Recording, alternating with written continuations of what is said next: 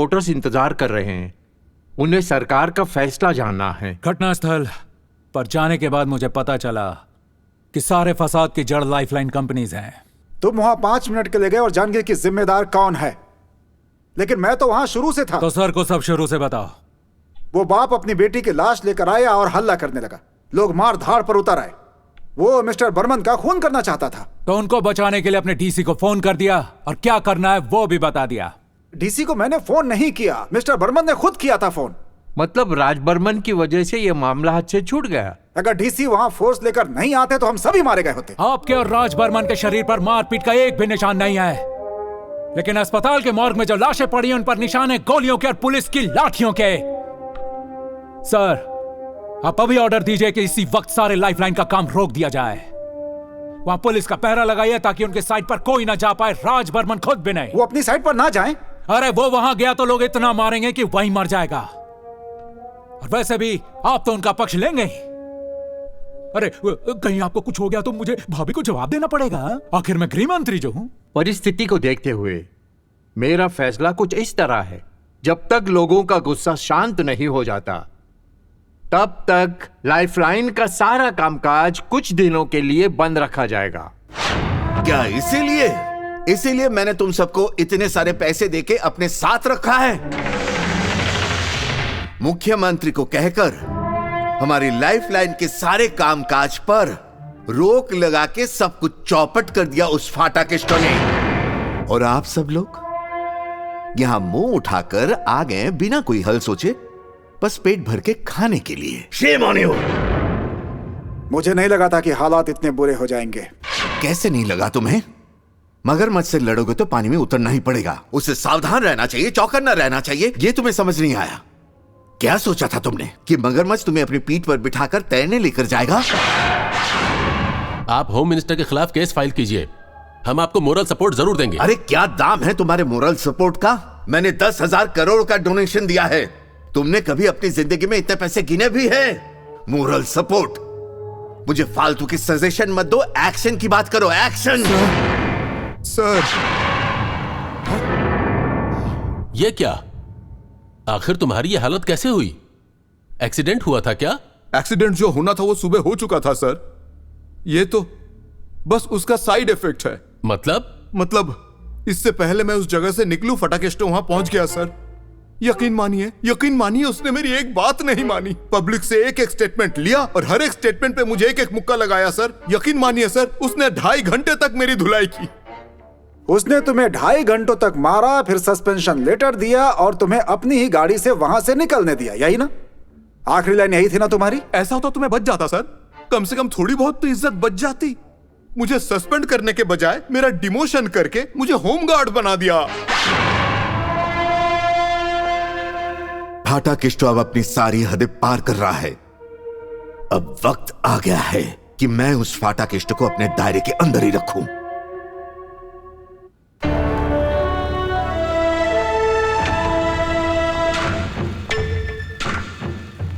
और आइए लक्ष्मी मां की गुल्लक। कल 2.5 घंटे तक डीसी की पिटाई करने के बाद दाहिने हाथ में बहुत खुजली हो रही थी। तभी मुझे लगा कि अब लक्ष्मी मां के गुल्लक के दर्शन होंगे।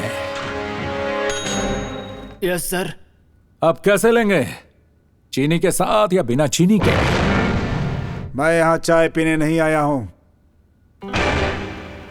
तुमने डीसी के साथ जो कुछ किया, मुझे उसके बारे में कोई बात नहीं करनी, क्योंकि तुमने जो किया वो तुम्हारे कंट्रोल में था। लेकिन लाइफलाइन का काम मेरे अंडर में आता है। आता था मतलब? जब तक वो तुम्हारे सुपरविजन में था मैं चुपचाप साइडलाइन होकर बैठा था। लेकिन कल के कांड के बाद वो होम मिनिस्टर के सुपरविजन में आ चुका है। मैंने बस फील्ड में जाकर मेहनत की और डीसी को गोल मार दिया, वो भी फ्री किक में। और अब अपने राज बर्मन को पेनाल्टी दे दिया।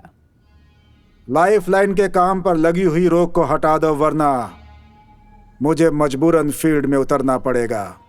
और अगर मैं उतर गया तो सरकार बचाने के लिए चीफ मिनिस्टर को हम दोनों में से किसी एक को खोना पड़ेगा। वो तुम्हें बाहर कर देंगे, गारंटी है। तुम 325 वोटों से जीतकर कोटा की वजह से मंत्री बने हो। ये बड़ी बड़ी बातें बंद करो। पता है तुम्हारी हालत इस वक्त कैसी है? चांद में लगने वाले चंद्र बिंदु हो तुम। अपने आप में कोई वैल्यू नहीं है। मात्रा लगने के बाद उस पर आकर बैठ जाते हो तुम। अगर तुम बाहर हो गए तो मंत्रियों को राहत मिलेगी। फटाकेस्टो! गुंडा फटाकेस्टो! पहले मेरे पास लेटर हेड नहीं था, लेकिन अब है। पर मैं वैसा का वैसा ही हूं। अगर मैंने दरवाजा बंद कर दिया तो शाम तक इसे खोलूंगा नहीं। लोगों के सामने से गुजरोगे तो कोई पहचान नहीं पाएगा। ठीक है, मैं भी देखता हूं तुम किस हद तक जा सकते हो। यहां नहीं देख सकते, टीवी पर देख लेना। अब तक तुमने जो देखा है वो सिर्फ एक झलक थी। झलक दिखला जा। रात को टीवी पर पूरा प्रोग्राम देख लेना। राज बर्मन रात में क्या करता है, आज का स्टार न्यूज।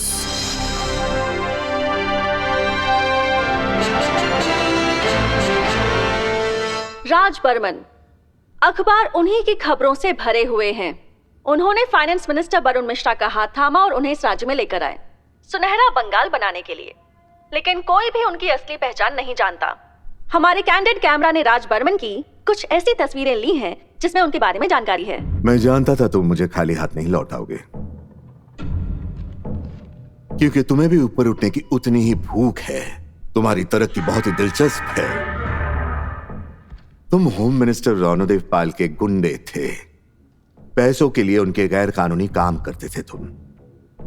फिर तुमने उन्हें मार दिया और गुंडे से एमएलए फाटाकेस्टो बन गए। सारे मंत्रियों में सबसे लोकप्रिय मंत्री बन गए, होम मिनिस्टर। बहुत दिलचस्प। इस पर तो एक फिल्म बननी चाहिए थी। आपकी जीवन कथा भी मैंने पढ़ी है।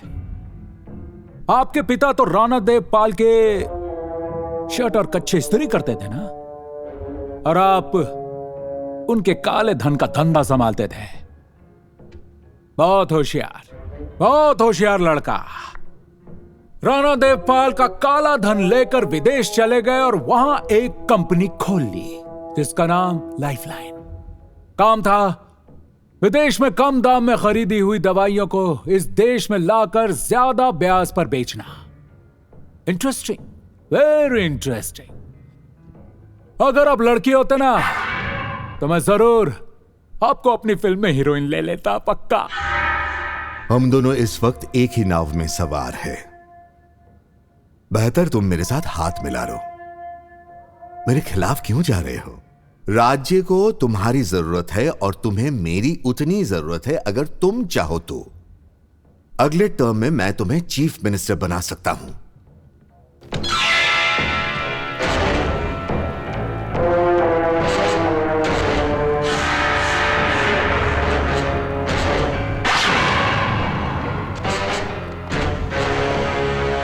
ऐसा कुछ भी नहीं जो पैसा नहीं कर सकता।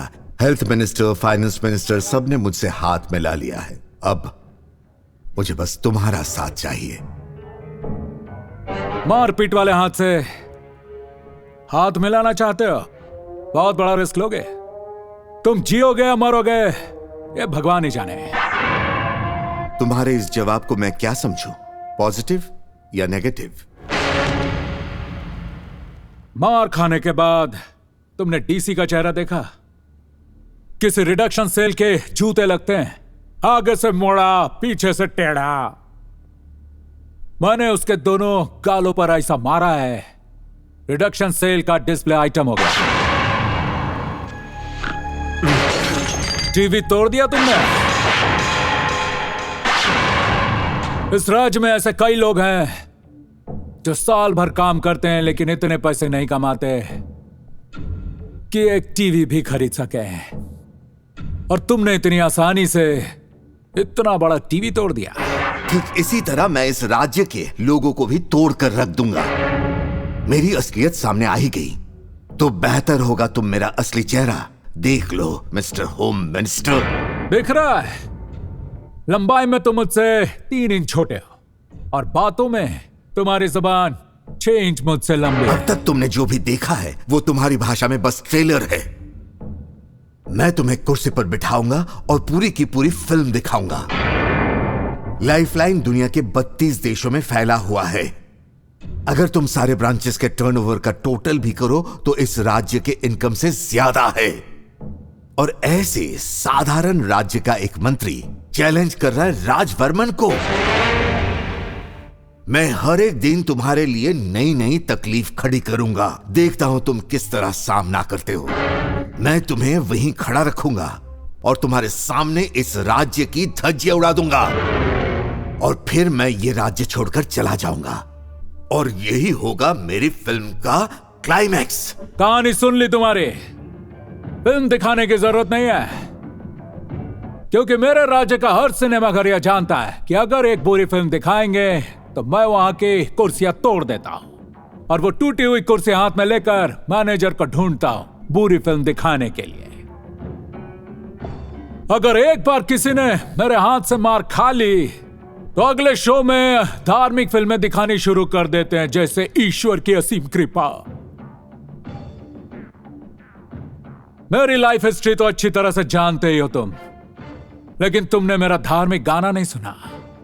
बहुत इंटरेस्टिंग। भगवान का नाम बाद में लिया जाता है, पहले मारने वाले का नाम लिया जाता है। ए पगले, वापस घर चला जा, वरना मारूंगा मैं तुझे यहां पे। लाश मिलेगी शमशान में।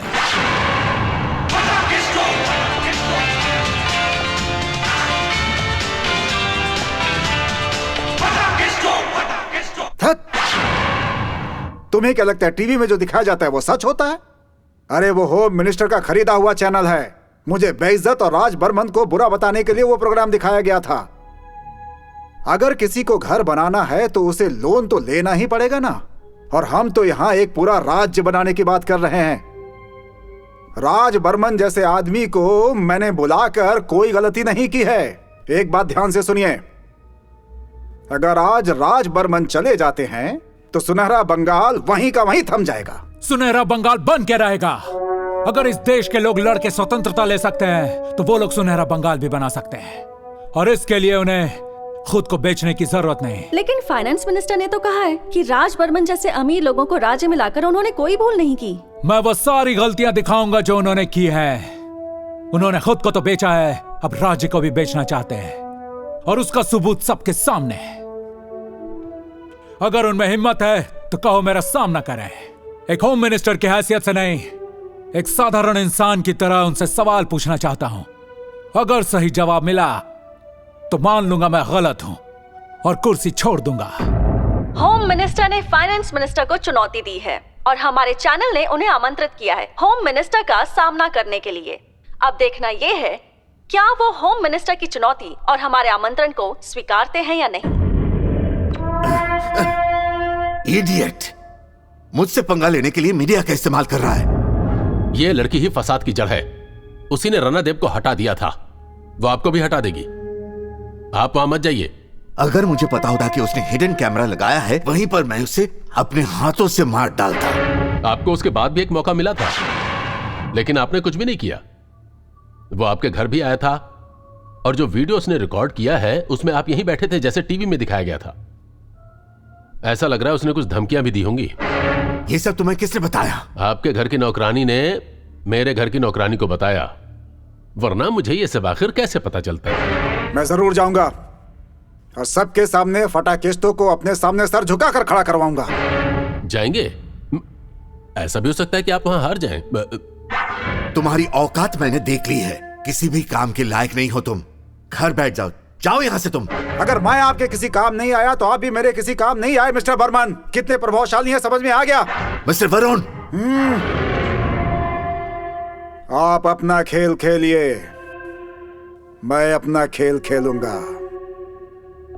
मैं टीवी पर वो सब कुछ दिखाऊंगा जो आप नहीं दिखा पाए। फटाकेस्टो को अपने जाल में फंसा कर रहूंगा और ये सब पूरा राज्य टीवी पर देखेगा। मैं कुछ कहूं उससे पहले मैं तुम्हें तुम्हारा स्टेटमेंट याद दिलाना चाहता हूं। अगर आपको अपने सवालों का जवाब मिले तो आप मंत्री की कुर्सी छोड़ देंगे। ठीक कहा ना मैंने? तो बताइए क्या जानना चाहते हैं? कुछ दिन पहले आपने एक स्टेटमेंट दिया था कि जो लोग टैक्स नहीं भरते वो एक तरह से चोर हैं। वो तो मैं अब भी कहूंगा, क्योंकि टैक्स का कमाया हुआ पैसा विकास के लिए होता है।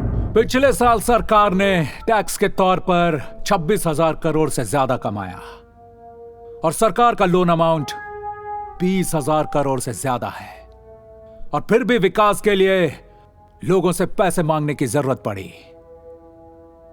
वो पैसा गया कहां? अगर आम आदमी टैक्स ना भरे तो उसे चोर कहा जाता है, और जब कोई टैक्स देता है लेकिन विकास नहीं होता तो आपको क्या कहा जाए? मिस्टर होम मिनिस्टर, फाटाकेस्टो, गुंडा फाटाकेस्टो। राज्य के 8 करोड़ आदमियों में से एक हूं मैं, और अभी एक आम आदमी फाटाकेस्टो आपसे जानना चाहता है कि विदेश से बिजनेसमैन को यहां क्यों बुलाया जाता है और उनकी इतनी खातिरदारी की जाती है। और अगर यहां एक आम आदमी लोन लेकर फुटपाथ पर पान की दुकान खोलता है, आप उस पर टैक्स का बोझ डाल देते हैं। सरकार को विदेशी बैंकों में जमा पैसों का मुनाफा होता है, और यहां देश का एक मामूली पान वाला अपनी बीवी को सिर्फ 28 रुपए दे पाता है। एक बच्चे को भी पता है कि उसे अपनी मां की कोख से पैदा होने के लिए भी टैक्स देना होगा, और कोई रास्ता नहीं। राज्य के लोग तुम्हें देख रहे हैं, इसीलिए तुम हीरो बनना चाहते हो। कोई बड़बोला पति अपने बीवी को पैसे देता है तो उसे लगता है कि उसका काम हो गया। वो ये नहीं सोच पाता कि इतने पैसों में पूरा परिवार कैसे चलेगा। जो घर चलाता है वही जानता है। आप भी उस पति की तरह ही हैं जिसे सिर्फ हीरोगिरी करनी है। घर ठीक से नहीं चल रहा तो औरत अपने पति को बताती है। पैसों के लिए गैर मर्दों के सामने हाथ नहीं फैलाती। ठीक है, मैं तुम्हें बताता हूं। बजट में 4,000 करोड़ का घाटा है। लाओ मुझे दो वो पैसे। कुछ पुलिस अफसरों को सस्पेंड करके और गुंडों को मारकर कोई भी न्यूज में आ सकता है, लेकिन राज्य के बजट को संभालना आसान काम नहीं होता। तुम्हें सिर्फ न्यूज बनाकर न्यूज में आना है। फाटाकेस्टो ना तो खबरें देखता है ना पढ़ता है, खबरें बनाता है। मुझे सिर्फ एक बात पता है कि मिनिस्टर लोगों के बाप नहीं होते हैं, पब्लिक सर्वेंट होते हैं।